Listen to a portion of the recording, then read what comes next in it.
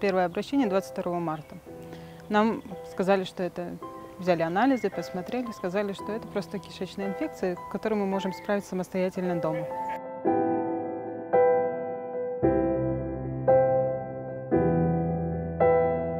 Мы сами с мужем без направления, без ничего приехали в инфекционное отделение. Нам сказали, ну да, ложитесь, есть кишечная острая инфекция.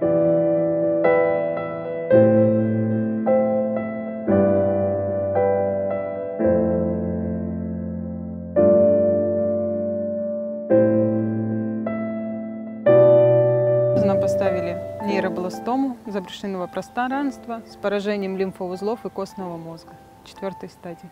Прошли уже одну химию. Сейчас мы будем в субботу получать вторую химию, начнем второй блок. Уже заграничными препаратами, купленные, то есть за свои деньги. И, скорее всего, нам понадобится пересадка костного мозга, что, конечно, будет очень сложно.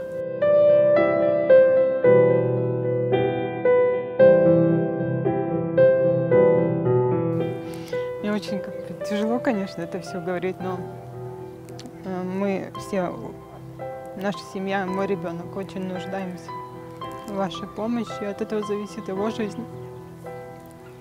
Мы не знаем, что будет дальше, какое лечение нам потребуется, но мы хотим заранее максимально быть готовыми ко всему, чтобы жизнь ребенка не стояла в зависимости от бумажек, денег.